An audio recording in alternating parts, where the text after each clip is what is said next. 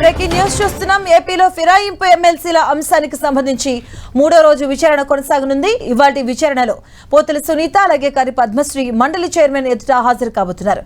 ఇప్పటికే ఈ అంశంలో మండలి చైర్మన్ మోహన్ రాజు ఎదుట బల్లి కళ్యాణ్ చక్రవర్తి అలాగే జయమంగళ వెంకటరమణ మరి రాజశేఖర్ హాజరయ్యారు. అయితే ఇప్పటి వరకు వారి రాజీనామాలపై ఎలాంటి నిర్ణయం తీసుకోలేదు మండలి చైర్మన్.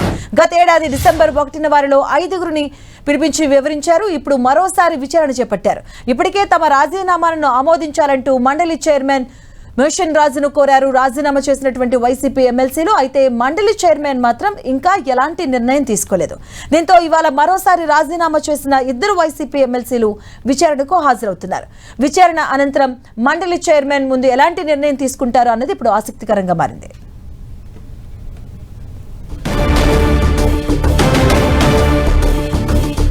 ఇదే అంశానికి సంబంధించిన పూర్తి అప్డేట్స్ మా కరెస్పాండెంట్ విజయచంద్రన్ అందిస్తారు. విజయచంద్రన్, సాధారణంగా రాజకీయ పార్టీల్లో ఒక పార్టీ నుంచి మరొక పార్టీకి జంపు జిల్లాల విషయం అయితే డిఫరెంట్గా ఉంటుంది. ఎక్కడైనా కూడా తమ ఇతర పార్టీలకి అధికార పార్టీలోకి వాళ్ళు జంపు చేసిన తర్వాత తమ పదవిని కాపాడుకునే ప్రయత్నం చేస్తారు. అయితే దానికి విరుద్ధంగా ఆంధ్రప్రదేశ్లో వైసీపీ నుంచి టీడీపీలోకి బీజేపీలోకి మారినటువంటి జంపు జిల్లాలు అయితే ఉన్నారో వారు తమ రాజీనామాలు ఆమోదించాలని డిమాండ్ చేయడం మనం విచిత్రంగా చూడొచ్చు.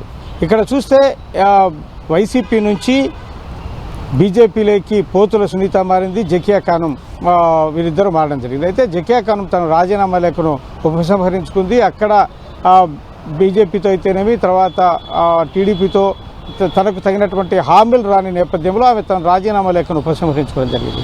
మిగిలినటువంటి వారు ఈ జయమంగళం వెంకటరమణ, మరి రాజశేఖరు, బల్లి కళ్యాణ్ చక్రవర్తి, పోతుల సునీత, కర్రి పద్మశ్రీ వీరు మటుకు తమ రాజీనామాలను ఆమోదించాలని కోరుతున్నారు. అయితే ఈరోజు 3 రోజులుగా దీనికి సంబంధించినటువంటి విచారణకు మండలి చైర్మన్ మోహన్ రాజు వీరు హాజరు కావడం జరుగుతోంది. ఇప్పటి వరకు నిన్నటి వరకు చూస్తే కనుక జయమంగళ వెంకటరమణ, మర్రి రాజశేఖర్, బల్లి కళ్యాణ్ చక్రవర్తి వీరు గడిచిన 2 రోజులలో తమ రాజీనామాలు ఆమోదించాలని చెప్పేసి మండలి చైర్మన్ మోహన్ రాజుకు విజ్ఞప్తి చేయడం జరిగింది. వీరు తమ రాజీనామాలు ఆమోదించాలని హైకోర్టు కూడా ఆశ్రయించడం గమనార్హం. అయితే ఈరోజు కర్రి పద్మశ్రీ, పోతుల సునీత వీరిద్దరూ మోహన్ రాజు ఎదుట హాజరు కానున్నారు. శాసనమండలి విరామం తర్వాత వాయిదా పడిన తర్వాత వీరిని విచారించే అవకాశం ఉంది. అయితే పోతుల సునీత బీజేపీలోకి మారినా కూడాను అక్కడ పూర్తి స్థాయిలో అక్కడ ఇమడలేకపోతున్నారన్నటువంటి ఒక ప్రశ్న కూడా ఎదురవుతూ ఉంది. ఈ నేపథ్యంలో ఆమె గతంలో మోహన్ రాజు విచారణకు ఆహ్వానించినప్పుడు ఆమె అసెంబ్లీకి వచ్చి కూడాను మోహన్ రాజు విచారణకు హాజరు కాకుండా అసెంబ్లీలోనే ఉండి వెనక్కి వెళ్ళేటువంటి పరిస్థితి. అంటే ఆమె ఇచ్చినటువంటి కమిట్మెంట్స్ ఏవైతే ఉన్నాయో బీజేపీ నుంచి ఆమెకు ఇంతవరకు అయితే దానికి సంబంధించినటువంటి సరైనటువంటి హామీలు ఏవి లభించినట్లుగా మనం చూడొచ్చు. ఈ నేపథ్యంలో పోతుల సునీతకు ఈ మధ్య కాలంలో ఏమైనా ఇచ్చినటువంటి హామీలు నెరవేర్చేందుకు బీజేపీ అధిష్టానం ఒప్పుకుంటే ఆమె మటుకు ఈరోజు తమ రాజీనామాను ఆమోదించాలని కోరే అవకాశం ఉంది.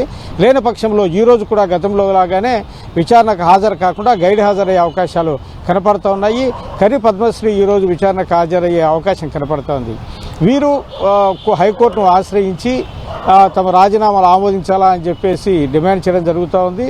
అయితే వీరు టీడీపీలోకి బీజేపీలోకి కొన్ని ప్రలోభాలకో లేకుంటే కనుక తమ వ్యక్తిగత లబ్ధి కోసం ఆశించి పార్టీలు మారారని చెప్పేసి వైసీపీ మొదటి నుంచి ఆరోపిస్తూ ఉంది. ఈ నేపథ్యంలోనే వారి మనసు మార్చుకుంటారా లేకుంటే ఇతర కారణాలు ఉన్నాయో చట్టపరంగా వీటికి సంబంధించినటువంటి ఎటువంటి నిర్ణయాలు తీసుకోవాలనే దాని మీద మోహన్ రాజు ఇంతవరకు ఆలస్యం చేయడం జరుగుతూ ఉంది.